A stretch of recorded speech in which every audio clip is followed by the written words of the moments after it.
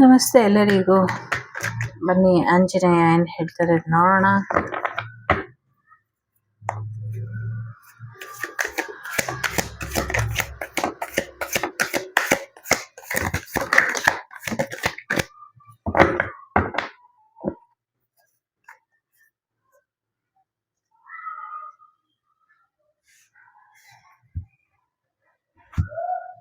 ನಿಮ್ಮೊಳಗಿನ ಶತ್ರುಗಳನ್ನ ನೀವು ನಾಶಪಡಿಸ್ಕೊಳ್ಳಿಲ್ಲ ಅಂದ್ರೆ ಜಗತ್ತಿನ ಯಾವ ರಕ್ಷೆ ಕೂಡ ನಿಮ್ಗೆ ಕೆಲ್ಸಕ್ಕೆ ಬರೋದಿಲ್ಲ. ಯಾರು ಕೂಡ ನಿಮ್ಗೆ ಬುದ್ಧಿ ಹೇಳೋದಕ್ಕಾಗೋದಿಲ್ಲ ಅಥವಾ ಯಾರು ನಿಮ್ಮನ್ನ ರಕ್ಷಿಸ್ಲಿಕ್ಕೆ ಆಗೋದಿಲ್ಲ. ಫಸ್ಟ್ ನಿಮ್ಮೊಳಗಿನ ದುರಭ್ಯಾಸಗಳನ್ನ ನೀವು ದೂರ ಮಾಡ್ಕೊಳ್ಬೇಕು ಅನ್ನುವಂಥದ್ದು ಇದೆ. ಸೊ ದಯವಿಟ್ಟು ಅದನ್ನ ಒಂಚೂರು ಸರಿಯಾಗಿ ರೆಗ್ಯುಲರ್ ಆಗಿ ಪ್ರಾಕ್ಟೀಸ್ ಮಾಡಿ ಅನ್ನುವಂಥದ್ದು ಕೂಡ ಇದೆ. ಜೊತೆಗೆ ಎಲ್ಲ ಸಮಸ್ಯೆಗಳಿಂದ ಹೊರಗೆ ಬರಬೇಕು, ಅದ್ರ ಜೊತೆಗೆ ನೆಗೆಟಿವ್ ಥಾಟ್ಸ್ಗಳಿಂದ ಕೂಡ ಹೊರಗೆ ಬರಬೇಕು. ಇದ್ರ ಕಡೆ ಸ್ವಲ್ಪ ಹೆಚ್ಚಿನ ಗಮನನ ಕೊಟ್ಟರೆ ಬೆಟರ್ ಇದೆ ಅನ್ನುವಂಥದ್ದು ಕೂಡ ಇದೆ.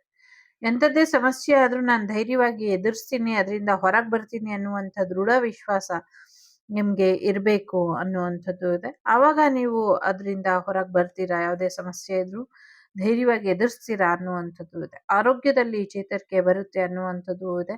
ಎಮೋಷನ್ಸ್ ವಿಚಾರದಲ್ಲಿ ನೀವು ಬ್ಯಾಲೆನ್ಸ್ ಅನ್ನ ಮಾಡ್ಕೊಳ್ಬೇಕು ಅನ್ನುವಂಥದ್ದು ಇದೆ. ಸೊ ಕೋಪನು ಕಮ್ಮಿ ಮಾಡ್ಕೊಬೇಕು.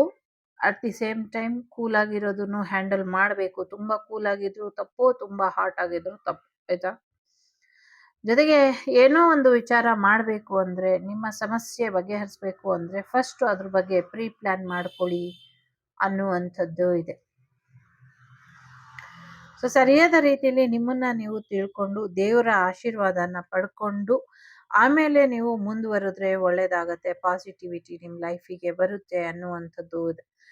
ಬೇರೆಯವರಿಗೆ ಸಹಾಯ ಮಾಡೋದೇ ನಿಮ್ಮ ಲೈಫಿನ ಪರ್ಪಸ್ ಆಗಿರ್ಬೇಕಾದ್ರೆ ನಾನು ಮಾಡಲ್ಲ ಅಂತ ಕೂತ್ಕೊಂಡ್ರೆ ಅದು ನಿಮ್ಮ ಮೂರ್ಖತನ. ದೇವರಿಗೆ ಗೊತ್ತಿದೆ ಹೇಗೆ ನಿಮ್ಮಿಂದ ಕೆಲಸನ ಮಾಡಿಸ್ಬೇಕು ಅನ್ನುವಂಥದ್ದು. ಹಾಗಾಗಿ ದೇವರು ಮಾಡಿಸ್ತಾರೆ ಅನ್ನುವಂಥದ್ದು ಕೂಡ ಇದೆ.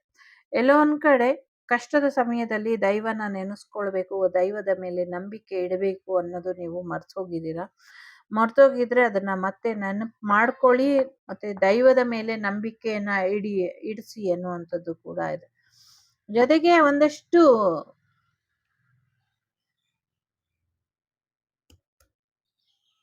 ಸೀಕ್ರೆಟ್ ವಿಚಾರಗಳು ಇದೆ. ಯಾರೋ ನಿಮ್ಗೆ ತಪ್ಪು ಮಾಹಿತಿ ಕೊಡ್ತಾ ಇರಬಹುದು, ಅಥವಾ ಯಾವ್ದ್ರದೋ ಬಗ್ಗೆ ನೀವು ರಾಂಗ್ ಇನ್ಫಾರ್ಮೇಶನ್ ಅನ್ನೇ ಸರಿಯಾಗಿದೆ, ಇದೇ ಸರಿ ಅಂತ ಅನ್ಕೊಂಡಿರ್ಬಹುದು. ದುಡುಕಿನ ಫಲ ಕಹಿಯಾಗಿ ಇರುತ್ತೆ.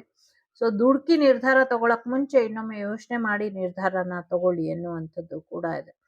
ನಿಮ್ಮ ನಂಬಿಕೆಯ ಸಿಸ್ಟಮ್ ಏನಿದೆ, maintain your believe system. So ಏನೇ ಅಸಹಜತೆ ಕಂಡು ಬಂದ್ರು ಕೂಡ ಕ್ರಾಸ್ ಚೆಕ್ ಮಾಡ್ಕೊಳ್ಳಿ ಇನ್ನೊಮ್ಮೆ ಅನ್ನುವಂಥದ್ದು ಕೂಡ ಇದೆ. ಸೊ ಪ್ರಾಮಾಣಿಕತೆನೇ ಕೀ ಅನ್ನುವಂಥದ್ದು ಇದೆ. ಪ್ರಾಮಾಣಿಕತೆಯ ಅಸ್ತ್ರ ನಿಮ್ ಜೊತೆ ಯಾವಾಗ್ಲೂ ಇರ್ಲಿ ಅನ್ನುವಂಥದ್ದು ಇದೆ. ಪ್ರಾಮಾಣಿಕರಿಗೆ ಅಷ್ಟೇ ನಿಮ್ ಜೀವನದಲ್ಲಿ ಬೆಲೆ ಕೊಡಿ, ಸ್ಥಾನ ಕೊಡಿ, ಮತ್ತೆ ನೀವು ಪ್ರಾಮಾಣಿಕ ಇರಿ ಅನ್ನುವಂಥದ್ದು ಇದೆ. ನಿಮ್ಗೆ ಆ ಶಕ್ತಿ ಇದೆ. ನಿಮ್ಮ ದೃಢ ವಿಶ್ವಾಸ ನಿಮ್ಮನ್ನ ಸರಿಯಾದ ದಾರಿಗೆ ಕರ್ಕೊಂಡು ಹೋಗುತ್ತೆ ಅನ್ನೋದು ನಂಬಿಕೆ ಇರ್ಲಿ ಅನ್ನುವಂಥದ್ದು ಕೂಡ ಇದೆ. ಸಾಕಷ್ಟು ಬದಲಾವಣೆ ಅನ್ನೋದು ಬರ್ತಾ ಇದೆ. ನಿಮ್ಮನ್ನ ನೀವು ಇನ್ನ ಹೆಚ್ಚು ತಿಳ್ಕೊಳ್ತೀರಾ, ಇನ್ನ ಹೆಚ್ಚಿನ ಒಂದು ಬದಲಾವಣೆನ ನಿಮ್ಮ ಜೀವನದಲ್ಲಿ ನೀವು ನೋಡ್ತೀರಾ ಅನ್ನುವಂಥದ್ದು ಕೂಡ ಇದೆ. ನಿಮ್ಮ ಜೀವನ ಶೈಲಿ ನಿಮ್ಮ ಜೀವನಕ್ಕೆ ಸಾಕಷ್ಟು ಪಾಸಿಟಿವಿಟಿನ ತಂದ್ಕೊಟ್ಟಿದೆ. ಜೊತೆಗೆ ಬೇರೆಯವರು ಕೂಡ ನಿಮ್ಮನ್ನ ನೋಡಿ ಫಾಲೋ ಮಾಡಿ ಇನ್ನೊಂದಷ್ಟು ಪಾಸಿಟಿವಿಟಿನ ತಂದ್ಕೊಳ್ತಾರೆ ಅನ್ನುವಂಥದ್ದು ಕೂಡ ಇದೆ. ಪಾಸಿಟಿವ್ ಆಗಿ ಯೋಚನೆ ಮಾಡಿ, ಜೊತೆಗೆ ಇನ್ನ ಹೆಚ್ಚಿನ ಒಂದು ಬದಲಾವಣೆನ ನಿಮ್ಮ ಜೀವನದಲ್ಲಿ ನೀವು ಕಲೀರಿ ಅನ್ನುವಂಥದ್ದು ಇದೆ. ಯಾವ ರೀತಿಯಲ್ಲಿ ಬದಲಾವಣೆ ಮಾಡಬಹುದು, ಯಾವ ರೀತಿ ನನ್ನನ್ನು ನಾನು ಬದಲಾಯಿಸ್ಕೊಳ್ಬಹುದು ಅನ್ನೋದನ್ನ ತಿಳ್ಕೊಳ್ಳಿ ಅನ್ನುವಂಥದ್ದು ಕೂಡ ಇದೆ. ಜೊತೆಗೆ ಬಹಳಷ್ಟು ವಿಚಾರಗಳಲ್ಲಿ ಟೈಮ್ ತಗೊಂಡು ನಿರ್ಧಾರ ತಗೊಳ್ಳಿ. ಏನೋ ಒಂದು ದುಡುಕಿನ ನಿರ್ಧಾರನ ತಗೊಂಬೇಡಿ, ಕೋಪದಲ್ಲಿ ನಿರ್ಧಾರನ ತಗೊಂಬೇಡಿ ಅನ್ನುವಂಥದ್ದು ಇದೆ. ಸೊ ಕೃತಜ್ಞತೆ ಅನ್ನೋದು ಇರ್ಲಿ ಅನ್ನುವಂಥದ್ದು ಇದೆ. ಮೆಡಿಟೇಷನ್ ಮಾಡಿ, ಇದರಿಂದ ಇನ್ನ ಹೆಚ್ಚಿನ ಒಳಿತಾಗತ್ತೆ ಅನ್ನುವಂಥದ್ದು ಕೂಡ ಇದೆ. ನೀವು ಒಬ್ಬ ಲೀಡರ್ಶಿಪ್ ಕ್ವಾಲಿಟಿ ಇರೋರು, ಒಬ್ಬ ಲೀಡರ್ ಆಗಿ ಬದಲಾಗ್ತೀರಾ. ಒಂದಷ್ಟು ಫ್ಯಾನ್ ಫಾಲೋಯಿಂಗ್ಸ್ ಕೂಡ ಬರುತ್ತೆ ಅನ್ನುವಂಥದ್ದು ಕೂಡ ಇದೆ.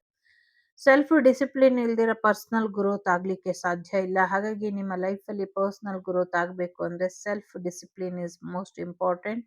ಸೆಲ್ಫ್ ಡಿಸಿಪ್ಲಿನ್ ಕಡೆ ಹೆಚ್ಚಿನ ಗಮನನ ಕೊಡಿ ಅನ್ನುವಂಥದ್ದು ಇದೆ. ಸೊ ಎಲ್ಲೋ ಒಂದ್ ಕಡೆ ಸಾಕಷ್ಟು ಸಮಯ ನೀವು ಬೇರೆಯವರಿಗೆ ಸಹಾಯ ಮಾಡ್ತಾ ಮಾಡ್ತಾ ನಿಮ್ಮನ್ನ ನೀವು ಮರ್ತ್ಬಿಟ್ಟಿದ್ದೀರಾ ಅಂತ ಅನ್ಸುತ್ತೆ. ಇನ್ ಕೆಲವರು ನಿಮ್ಮನ್ನ ನೀವು ನೋಡ್ಕೊಳ್ತಾ ಬೇರೆಯವರಿಗೆ ಸಹಾಯ ಮಾಡುವಂತ ಸೋಲ್ ಪರ್ಪಸ್ ಅನ್ನ ಮರ್ತಿದ್ದೀರಾ ಅನ್ನುವಂಥದ್ದು ಇದೆ. ಎರಡರ ಎನರ್ಜಿ ಕೂಡ ಇದೆ ಇಲ್ಲಿ. ಹಾಗಾಗಿ ನಿಮ್ಮನ್ನ ಮರ್ತಿರೋರು ಮತ್ತೆ ನಿಮ್ಮನ್ನ ರೀಕಾಲ್ ಮಾಡ್ಕೊಂಡು ನಿಮ್ ಪವರ್ಗೆ ನೀವು ವಾಪಸ್ ಬನ್ನಿ ಅನ್ನುವಂಥದ್ದು ಇದೆ.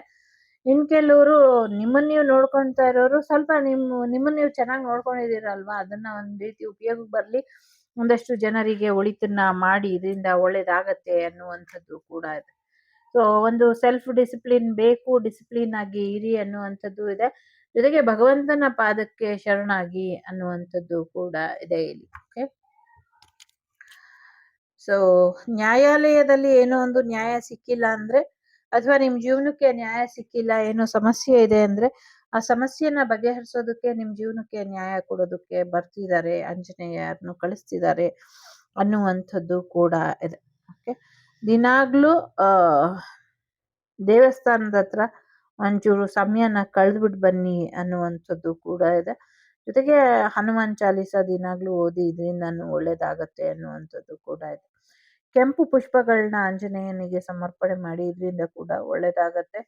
ಜೊತೆಗೆ ನಿಮ್ ಮನೇಲಿರುವಂತ ದೊಡ್ಡವರಿಗೆ ಅವರ ಕಾಲ್ ಮುಟ್ಟು ನಮಸ್ಕಾರ ಮಾಡಿ, ಇದರಿಂದ ನಿಮ್ಗೆ ಹೆಚ್ಚಿನ ಒಂದು ಆಶೀರ್ವಾದ ಸಿಗುತ್ತೆ ಅನ್ನುವಂಥದ್ದು ಕೂಡ ಇದೆ. ದಿನಾಗ್ಲೂ 21 ಸತಿ ಅಥವಾ 108 ಸತಿ ಓಂ ಶ್ರೀ ಹನುಮತೆ ನಮಃ ಅಂತಾದ್ರೂ ಹೇಳ್ಕೊಳ್ಳಿ, ಅಥವಾ ಬುದ್ಧಿರ್ಬಲಂ ಧೈರ್ಯಂ ನಿರ್ಭಯತ್ವಂ ಅರೋಗತಂ ಜಡ್ಯಂ ವಾಕ್ಪಟುತ್ವಂ ಚ ಹನುಮಾನ್ ಸ್ಮರಣೆ ಭವೇತ್ ಅಂತ ಕೂಡ ಆದ್ರೂ ಹೇಳ್ಕೊಳ್ಳಿ. ಸೊ ಇದರಿಂದ ಒಳ್ಳೇದಾಗತ್ತೆ.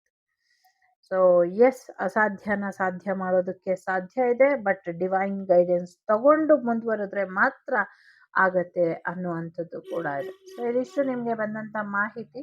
ಇಷ್ಟ ಆಯ್ತು ಅಂತ ಅನ್ಕೊಳ್ತೀನಿ. ಇಷ್ಟ ಆದ್ರೆ please like, share and subscribe Vagdevi Kannada channel. ನಾನು ನಿಮ್ಮ ಅಭಿಮಾನಿ ಕಮಲಾಕ್ಷಿ. ಸಿಗ್ತೀನಿ ಮುಂದಿನ ವಿಡಿಯೋಲಿ. ಅಲ್ಲಿವರೆಗೂ ಟೇಕ್ ಕೇರ್, ಬಾಯ್, ನಮಸ್ತೆ. ಲೋಕ ಸಮಸ್ತ ಸುಖಿನೋ ಭವಂತು, ಸಮಸ್ತ ಸನ್ಮಂಗಳಾನಿ ಭವಂತು, ಧರ್ಮೋ ರಕ್ಷತಿ ರಕ್ಷಿತಃ. ಎಲ್ಲರಿಗೂ ಒಳ್ಳೇದಾಗ್ಲಿ. Take care. ತಮಸ್ಮಿನ್ ಕಾರ್ಯ ನಿರ್ಯೋಗೆ ಪ್ರಮಾಣಂ ಹರಿಸುತ್ತಮ ಹನುಮಾನ್ ಯತ್ನಮಾಸ್ತಾಯ ದುಃಖಕ್ಷಯ ಕರೋ ಭವ. ಜೈ ಶ್ರೀರಾಮ್.